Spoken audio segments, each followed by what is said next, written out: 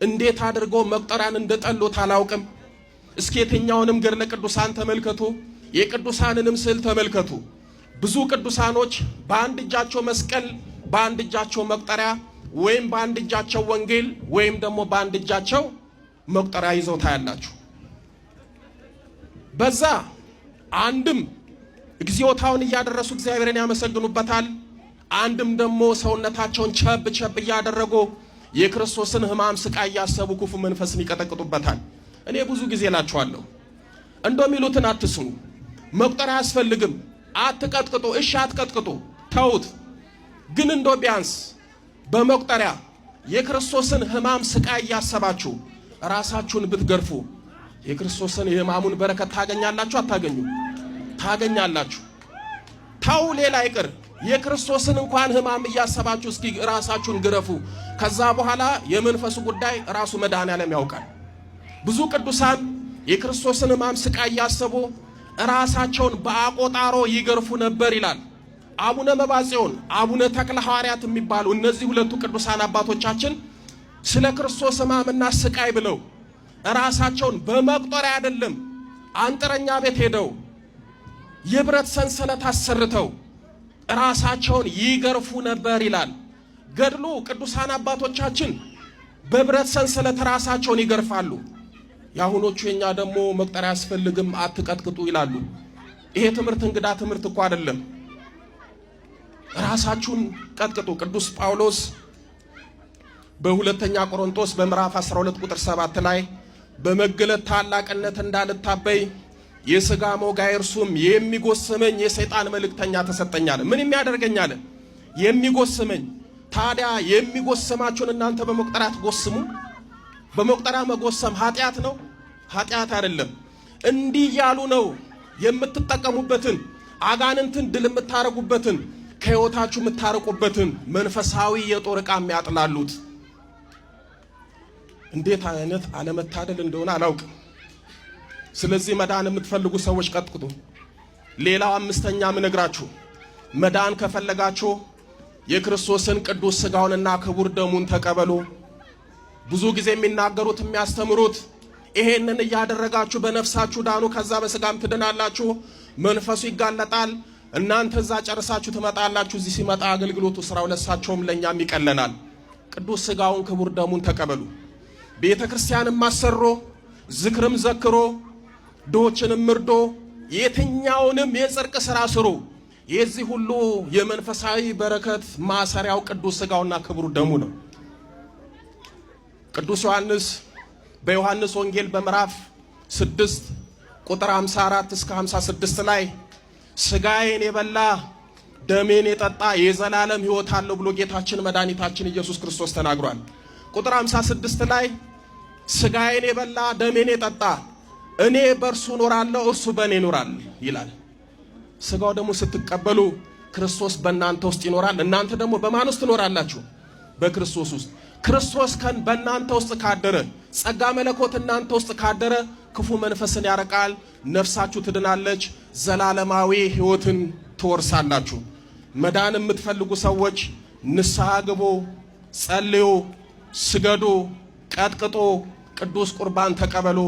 ይሄንን ካደረጋችሁ በነፍሳችሁም በሥጋችሁም ትድናላችሁ፣ ትፈወሳላችሁ። እግዚአብሔር አምላካችን ፈውሱን፣ ድነቱን፣ ምሕረቱን ይላክልን። ሁላችሁም ድናችሁ ተፈውሳችሁ እግዚአብሔርን አመስግናችሁ አምላከ ቅዱስ ዮሐንስን አመስግናችሁ እመቤታችንን አመስግናችሁ ለመሄድ ያብቃችሁ።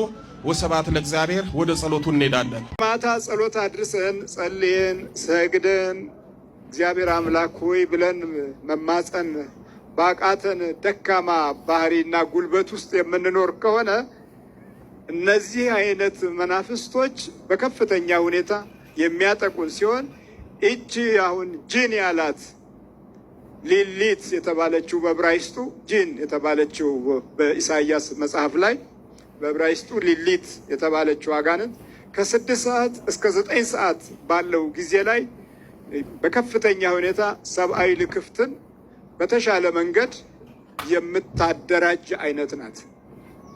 ስለዚህ ነጮቹ እችን መንፈስ ለጥፋት ለመዋል ብዙ መንገድ ሄደው ለፍዝ አደንግዝነት ይጠቀሙባታል። በተለይም ሌሊት ለሚጨፍሩ፣ ሌሊት ለሚቅሙ፣ ሌሊቱን ለክፉ ነገር ለሚያውሉ፣ ሌሊት ለሚጠጡ በዚህ አይነት ልክፍት በቀላሉ ተለክፈው ቤተሰባቸውን ሁሉ ግራ የሚያጋባ ፍጡሮች ከመሆን ባሻገር ራሳቸው ጠፍተው አገር የሚያጠፉ ሊሆኑ እንዲችሉ ተደርጎ የመለከፍ ገጽታቸውም ሰፊ ነው። ስለዚህ ምን አለ ታላቁ ነቢይ ኢሳይያስ?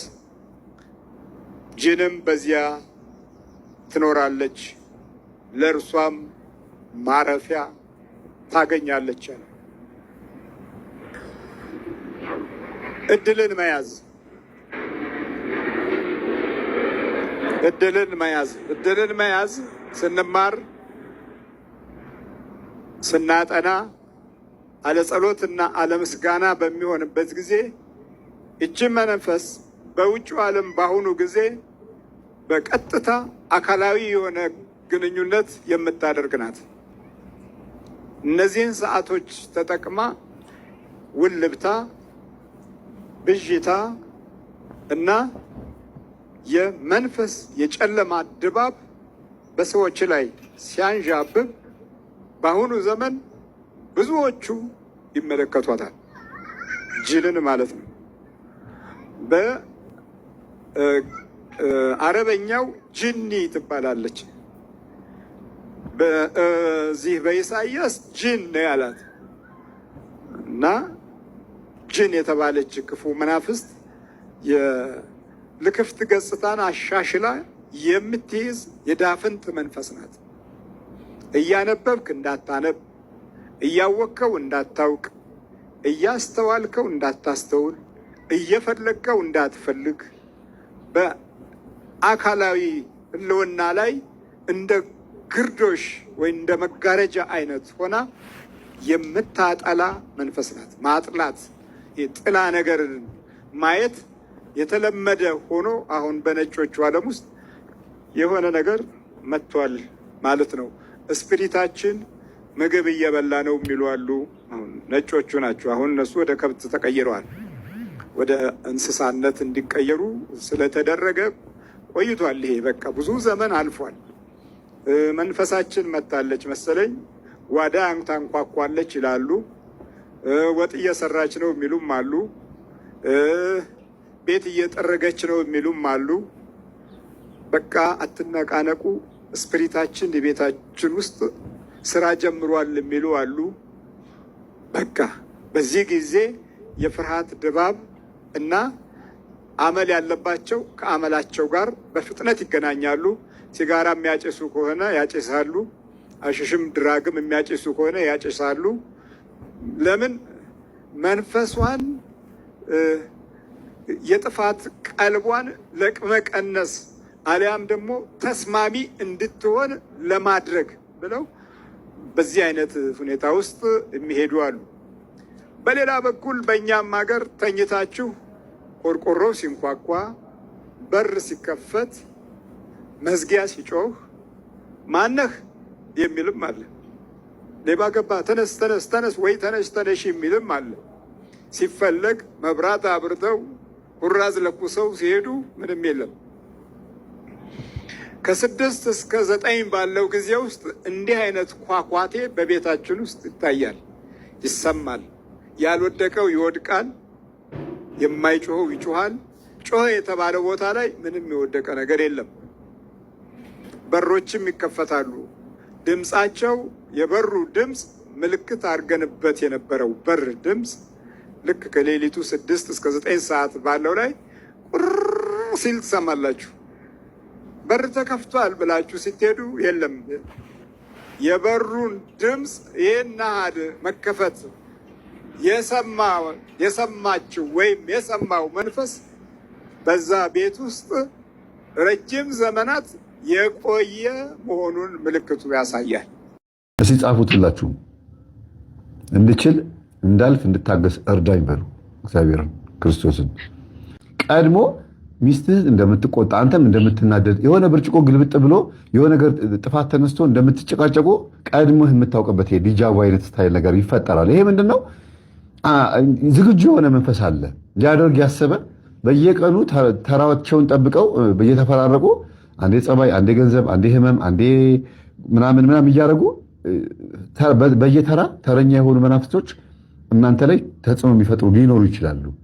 ስለዚህ የአቡነ ሀብተ ማርያምን አሁን ህመም ስጋ ምናምን ህመም ሲያጋጥም እንደዚህ ብዙ ጊዜ ከተለያዩ ይሄ ሆድ ቁርጠት ምናምን ከስጋ ህመም ጋር በተገናኘ ሲያጋጥምህ ከቅዱሳን አባቶች አቡነ ሀብተ ማርያምን፣ ከመላእክት ቅዱስ ሩፋኤልን ፈዋሴ ዱያን ወይም ደግሞ በቁስል ላይ የተሾመ ስለሚል፣ ከአይምሮ ከጭቅጭቅና ከጭንቀት ጋር ከመጣ ደግሞ ቅዱስ ዑራኤልን፣ ከአባቶች ከሆነ ደግሞ አባታችን አቡነ ዘራብሩክን እንደዚህ እያደረግ ይሄንን ጸሎት እየጸለይክ ራስህን መጠበቅ ትችላለህ። አንተ ራስህን። ሚስትህን ግን መጠበቅ የምትችለው በጣም ዋናው ትልቁ ነገር መታገስ፣ መተውና ማለፍ በሚባለው ነገር ነው። ከዛ እሷ ጋር ያለው ጸባይ ቁርጡን የሚያውቀውና ትክክለኛ ባህሪ የሚኖራል። አንዳንድ ጊዜ ሴቶች ፔሬድ ላይ ሲሆኑ ይናደዳሉ፣ ወይ ደግሞ በላይፋቸው ለምንድን ነው እንጋባ ማይለኝ ወይም ስንጋባ ስለው ለምን እምቢ ይለኛል ሌላ የለመደው ነገር አለ ማለት ነው ምናምን ብላ ልትል ትችላለች። በእርግጥ አንተ እንደምትቆርብ ካወቀች አትልም። ግን ብስጩ የምትሆነው ንጭንጭ ውስጥ የምትገባው እሷ ደካማ ባህሪ ሊኖር ይችላል። ምናልባትም ደግሞ አንዳንድ ጊዜ አሁን በቀደም ዕለት አንዱ ምናልኩት ባልና ሚስት ናቸው፣ ሰርግ ላይ የተገናኘ ነው። ሚስቴ በጣም አስቸገረችኝ አለኝ። ከዛ እስቲ የተወለደችበትን ወር ንገረኝ አልኩት። ገብቶ ሲያነበው ደነገጠ። አሁን በቤታቸው እንደዚህ አይነት መንፈስ ይመለካል አለኝ። ኮከቡ ላይ ይዛ ከዛ ያ የሚያነጫንጫት መንፈስ ያሳደጋት የቤተሰብ ዛር መንፈስ መሆኑን ከዛ ከኮከቧ ላይ ተገኘ። ሚስትህ ዓለማዊ ናት፣ አብራት ትሰግዳለች አልክ እንጂ አብራት ትጸልያለች፣ ቤተክርስቲያን ትሄዳለች፣ ትጠመቃለች አልከኝ እንጂ ውስጧ ግን ዓለማዊ ነው አልኩት። ደነገጠ። በቃ ለምንድን ነው የደነገጠው? እንቅጩን ራሱን ስለነገርኩት ነው። ለምን ሚስቴ ትቆጣለች፣ ትነጫነጫለች፣ እንደዚህ ትለኛለች፣ ትሰድበኛለች፣ ትማታለች፣ ግን የዋህናት፣ ቀናት፣ ምስኪናት፣ መልሳት ደግሞ ጸሎት ክፍል ታለቅሳለች አለኝ። እዚህ ጋር ደግሞ ኮከቧ ላይ ደግሞ ስናየው ደግሞ ያ መንፈስ ያሳደጋት የዛር መንፈስ ደግሞ በደንብ አድርጎ ጸባይዋ ላይ ስራ እየሰራ ነው። ቦታ አግኝቷል፣ ጊዜ አግኝቷል። እንደፈለገ እየተጫወተባት የሚያስለቅሳት ከሆነ አላሸነፈችውም ማለት ነው። አላሸነፈችውም ብቻ ሳይሆን አላወቀችውም ማለት ነው። ስለዚህ ሚስትህ ከቤተሰብ የዛር መንፈስ አልተላቀቀችም ወይም ደግሞ ጭራሽ አልገባትም ማለት ነው። ገጠመኝ ታዳምጥ ይሆናል ግን አታዳምጥም። አንተ አዳምጣለሁ ትላለች እንጂ ቼክ አድርጋት አልኩት። ትናንትና ደውሎ ቴሌቪዥን ላይ ገጠመኞቹ እንዴት እንደምታይ ግባና ይው ብየው። ማንኛውም ዩቲዩብ ላይ ስታዩት ቪዲዮውን ጀምራችሁ 10 ደቂቃ ላይ ሲቆም የቀይ ምልክት ያሳያል። ፉል ቪዲዮ ስትመለከቱ ቀዩ እስከ መጨረሻ ነው የሚሄደው አይደል እንዴ? ዩቲዩብ ላይ ሲሆን ሁሉንም 10 ደቂቃ ላይ 10 5 ደቂቃ ላይ ምናልባት በጣም ሄደች ከተባለ 15 ደቂቃ ላይ ነው። እሱም እንደው በጣም ምናልባት ስራ ይዛ ሁሉንም አልጨረሰችውም። እንዳለ ገጠመኞቹን በቤት ውስጥ የምታየውን ገጠመኝ ሚስቴ አታዳምጭም እንዴት ትምህርት አላት። ኧረ እኔ በደምብ እሰማለሁ አለችው። እስቲ ንገሪኝ ታሪኩን አላት። እኔ እየሰማሁኝ ማለት ነው። በስልክ እንትን አድርጓት አድርጎ አስገብቷት ምንድን ነው የምትለኝ ምናምን ብላ ተቆጣች። ሐቁን እንትን የኔ ሚስቴ ይኸውልሽ አታዳምጭም፣ ምክንያቱም ቴሌቪዥን ላይ እንደዚህ ነገር አይቻለሁ፣ እየጀመርሽ የምታቋርጪው ግቢና ከፈለሽ እዩ፣ ያው 2 ወር 3 ወር ሙሉ ያየሽውን በሙሉ እንዳለ እዩ እስቲ አላት። ሁሉንም እንዳወቀባት ስታቅ በጣም ተነጫነጨች፣ ተቆጣች አለና ዛሬ እንግዲህ ይሄ ትናንትና ያወራ ነው። ዛሬ ጠዋት ምን ማድረግ እንዳለበት ነገርኩት። ሚስትህን ድንገት ጸበል ርጫት፣ ከዛ መንፈሱን ትይዘዋል አልኩት። ዛሬ መንፈሱ ተያዘ። በጣም የሚገርም ነገር። አሁን ከረፈደ ነው ራሱ ደውሎ የነገረኝ። ያ መንፈስ ግን እድሜ ልኩን ሲያፈገው በጣም ሲያደክመው ነበረ። በገዛ ቤተሰቦቹ ፊት ታዋርደዋለች፣ በገዛ ቤተሰቦቿ ፊት ትሰድበዋለች፣ በራሷ ቤተሰቦች ፊት ሐሜት ትከተዋለች። ባልዋለበት ልክ እንዴ ነው ከብት ባልዋለበት ኩበት ለቀማ እንደሚባለው ባልሄደበት ባልሰራው ኃጢአት ትጠረጥረዋለች። እንዲሁ መቆጣት ነውና እኔ ሰለቸኝ መምህር ግራ ገባኝ ብሎ የተናገረውና በትክክል ሚስቶች ወይም አጠቃላይ ወንዶችም አንተም ሁላችንም ልንሆን እንችላለን። የምናዳምጠው ትምህርቱን ጨንቆን ሰይጣንን ፈርተን ወይ ደግሞ ከዚህ ነገር ለመገላገል ብቻ እንጂ መንፈሳዊ ሕይወት ለመኖር ላይሆን ይችላል። እንደው እስቲ እግዚአብሔርን ለመከተል ለማምለክ መንፈሳዊ ሕይወት ለመኖር ስለ መንግስተ ሰማያት ለማሰብ በብዙ አይነት መንገድ ተመኝተ ነው ፈልገ ነው እስቲ ሕይወቱን እንኖረው። የዛን ሰዓት ሰይጣን እጭ ብሎ ነው የሚወጣው። አስጠላኝ፣ ሸተተኝ፣ ገማኝ ብሎ ይወጣል። ለምን? ዓላማችሁ ነው እንጂ ለሰይጣን ትልቁ ፕላኑ የእናንተ ሩጫ አይደለም። ስትሰግዱ በርታ በርታ ሊል ይችላል፣ ነገ እንደሚያስጥል ስለሚያውቀው። ግን እቅድህና ዓላማህን ነው የሚያየው። እና ብትችል ሚስትህን በደንብ አድርገህ ባህሪዋን በደንብ አድርገህ ለማወቅ ሞክር እንጂ ያልተገራ ገና በጣም አስቸጋሪ የሆነ ባህሪ ያላትና አላገባትም አይባልም። አንተን የተሸከመህ ደግሞ ከባቴ አበሳ ኦልማይቲ የሆነ ጋድ አለ። ሁሉ ነገር የሚያመልክ ማነው? ሁሉ ነገር ስታደርግ የሚታገስህ፣ ሁሉ ነገር ስትሸነፍም ሆነ ስታሸንፍ ዝም ብሎ የሚያይህ አምላክ አለ አንተ አጠገብ። አንተ ደካማ ስለሆነች የምትተዋት፣ አንተ ብርቱ ሆነ ሌላ ሴት የምትፈልግ ሆነ አይደለም በእግዚአብሔር ፊት። አንተም በእግዚአብሔር ፊት ደካማ ነህ፣ በሌሎች ሰዎች ፊትም ደካማ ልትሆን ትችላለህ። የልጅህ እናት ናት፣ መፍራት የለብህም። እንዲያውም ዋጋ የምታገኘው መንፈሳዊ ሕይወት ላይ ትልቅ ጸጋ የምታገኘው እንዲህ አይነቱ ነገር ታግሰ በመቻል ነው። ጸጋ ታሰጥሃለች። የእሷን ባህሪ ተሸክመ በመለው። ከዚህ በፊት ሳስተምር ሰምተህ ከሆነ የእጃመል ያለበት አንድ መነኩሴ ምናምን ብዬ አስተማርኩትን ታስታውሳለህ? ይሄን ነገር ተናግሬያለሁ። ታውቁታላችሁ መቼም ይሄን ታሪክ አልደግመውም። የመጣ ይሰርቃቸዋል። እኛ አባት ደግሞ አይ ይሄ መነኩሴ ገንዘብ እየሰረቀኝ ነው ከዚህ ውጣ ብለው ሌላ ቦታ ሄዶ ሲሰርቅ የእግዚአብሔርን ቃል ያሰድባል፣ ቆቡም ይሰደባል፣ እግዚአብሔርም ይሰደባል። ስለዚህ እኔው ጋር ሆኖ እየሰረቀ ቢኖር ይሻላል ብለው ብር እያስቀመጡለት ሲሰርቅ 5 ሳንቲምም 10 ሳንቲምም 1 ብርም እያስቀመጡለት እንዲሰርቅ እያደረጉት ታገሱት። ይሄንን ሌባ መነኩሴ በመታገሳቸው እሳቸው ጸጋ ተሰጣቸው። አንደኛ የታገሱት ለእግዚአብሔር ክብርና ቅድስት ቤተክርስቲያን በመነኩሴው እንዳትሰደብ ነው። ሁለተኛ ነገር ግን ይሄን ሰው ይዛ በማስቀመጣቸው ግን እንደው የቤተ ክርስቲያን ገበና መሸፈን ብቻ ሳይሆን ለእሳቸውም ትልቅ ቻሌንጅ ነው። ተፈታተናቸው። በቃ እንዴት መነኩሴ ሆኖ ይሰርቃል? ልንገረው፣ ከነገርኩት ተነቃብኝ ብሎ ይወጣል እያሉ ይሄ ራሱ አንድ ትልቅ ውዝግብ ነው። ሚስትህም ላይም ልክ እንደዛ ነው። ደካማ ጎኗን ስትነግራት የምትቆጣ የምትነጫነች ከሆነ ቻለው፣ እዘለው። በቃ በአንተ ውስጥ በጣም ትልቅ ነገር ነው የምታገኘው። በጣም እንዲያውም ምን አድርጌ ዋጋ ላግኝ ብለን አይደል ለኔ ቢጤ ሳንቲም ሰተን እግዚአብሔር ይስጥ ስንባል አሜን የምንለው። ልክ ከዛ እኮ በማይተናነስ መልኩ ነው እኮ ይሄም ዋጋ የምታገኘው። ሰውን አገዘ፣ ሰውን ረድተ፣ ሰውን መክረ፣ ለንስሐ ሲበቃል፣ ለቁርባን ሲበቃል እንደምትደሰተው ሁሉ አካልህን ሚስትህን ታግሰህ ነው እንዴ። አንድ አባት ምን አሉ? እኔ በጣም ነው የማደንቃቸው። ዝሙት የምንወድቀውና ተጸጽተን ንስሐ የምንገባው ፈልገን ነው ወይ አሉ። አይደለም፣ የገዛው አካላችን እንኳን ሳንፈልገው ኃጢአት ላይ ይጥለናል አይደለም ወይ? እሱን ታግሰን ንስሐ እንገባለን እንጂ እጄ ሰርቋልና እጄ ልቁረጠው፣ ብልቴም አመንዝሯልና ብልቴ ልቁረጠው እንላለን ነው ያሉ። አንልም። ሚስትም ባልም እንደዛ ነች። ሚስትም ባልም እንደዛ ነውና መታገስ መቻል ማለት የገዛ አካልን ላለማጉደል እንደምናደርገው አይነት ነገር የሚቆጠረው ማለት ነው። እና ወንድሜ የዚህ መነኩሴ ትልቁ መጨረሻው የሌባው መነኩሴ ብቃት ነው የሆነው፣ የቅድስና ሕይወት ነው የኖረው። ለምን የታገሱት እኚህ አባት ሲሰርቅ የታገሱት አባት መሞቻ ጊዜያቸው ደርሶ 7 አክሊል ከሰማይ ሲወርድ አዩ። እና አንደኛው አክሊል ይላል፣ አንደኛው አክሊል ይሄንን መነኩሴ ስለታገስክ ነው ይላል። ይሄን መነኩሴ ስለታገስከው ነው ከ7ቱ አንዱ አክሊል። እኛ አባት በጣም ደስ ብሏቸው እባካችሁን ረዳቴን ያንን መነኩሴ ቤት የሚያድረውን ጥሩልኝ አሉ። በዙሪያቸው ያሉ መነኮሳት ደግሞ እሺ ብለው ና ብለው ጠሩትና ግንባሩን ሳሙት፣ እጁን ሳሙት። እጁን እያገላበጡ ለዚህ ያበቃችኝ እቺ እጅ ናት እያሉ እጁን እያገላበጡ ሳሙት። ከዛ ያ ሌባ መነኩሴ ያውቃል እቺ እጅ ናት ለዚህ ያበቃችኝ ማለታቸው ይገባዋል። ለመነኮሳቶቹ ግን አልገባቸውም። ልክ አንተም ጎረቤቶች፣ እናት፣ አባት፣ ጓደኞች ሚስትህን ለምን እንደታገስካት ለምን እንደምትወዳት አይገባቸውም። አንተ ግን በእሷ ብዙ በረከት ነው ልታገኝ የምትችለው።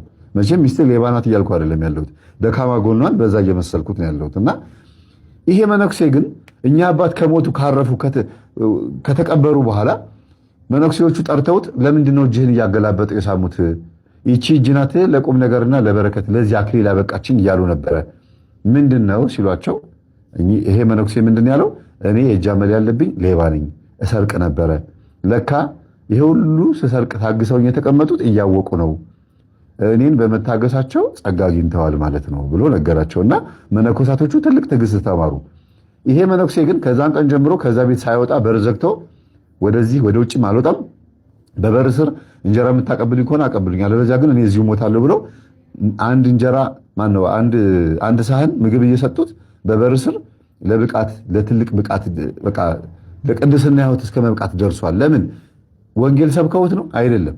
ወይም ደግሞ ቃላት አውጥተው አይደለም፣ ግን ወንጌሉ ተግባራዊ ክርስትና ነበረ። እኛ አባት በተግባር ነበር ይሄንን መነኩሴ የሰበኩት። የእድሜ ልክ ስብከት በለው። አንተም አካልህ ናት፣ አብረህ እስካለች ድረስ የእድሜ ልክ ስብከት መስበክ ትችላለህ። በተግባር ነው። ብዙ ጊዜ ባልና ሚስት በአካል ስለሚተዋወቁ አንተ በጭኗ መካከል ስለምትገባ እሷም አንተን ስለምታቀፍ አብራችሁ ስለምተኙ አወኩሽ ናቆሽ ሊመጣ ይችላል። ሞር በብዛት 50% ይሄ ነገር አለ በባልና በሚስት መካከል መናናቅ ምናምን። በጣም እግዚአብሔር የምትፈራ በጣም እግዚአብሔር የምታከብር ካልሆነች በስተቀር እንዲህ አይነት ነገር ይፈጠራል። በባል የማሾፍ በሚስት የማሾፍ ምናምን ነገር አለ። ሁለተኛ ደግሞ እንግዲህ ልትናቀ የምትችልበት ነገር ምንድነው? ሜቢ ስታመነዝር ስትዋሽ ምናምን ልትንቅህ ትችላለች። ወይም ደግሞ አንተም ደግሞ እሷ ስትዋሽ ስታመነዝር ካገኛት ልትንቃት ትችላለህ።